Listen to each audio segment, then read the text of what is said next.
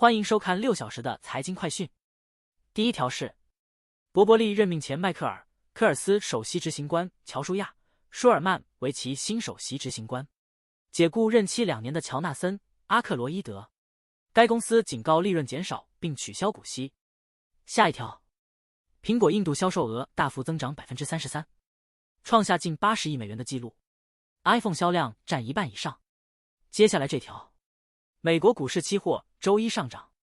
原因是投资者权衡了枪击袭击总统候选人唐纳德·特朗普对市场的影响，这掩盖了财报季的重现。接下来，贝莱德管理资产创历史新高，受益于客户资产价值上升和投资者资金涌入其 ETF， 股价上涨 1.2%， 净收入增长 9.3%，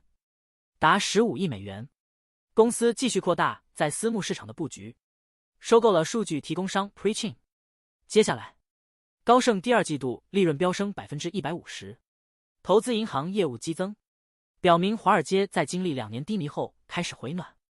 接下来这条，特朗普遇刺的选举提升导致以特朗普媒体、加密货币和监狱运营商为首的股票上涨，因为投资者押注特朗普获胜将使这些资产受益。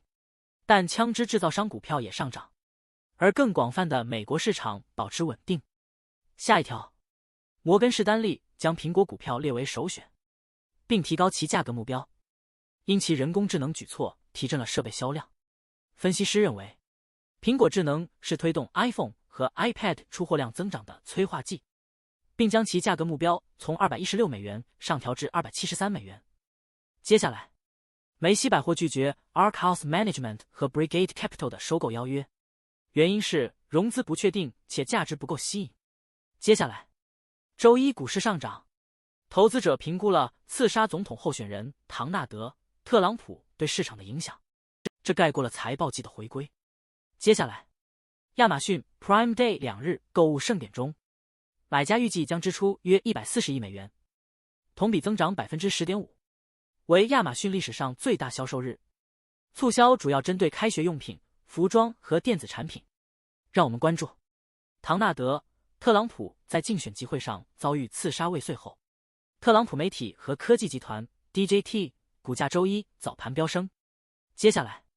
伯克希尔·哈撒韦的股价创下历史新高，反映出投资者对巴菲特公司的信心。该公司通常被视为美国经济的一个缩影。最后一条是，华尔街大亨谴责暴力，呼吁团结和冷静。高盛、摩根大通、花旗、贝莱德和美国银行的首席执行官发表声明和备忘录，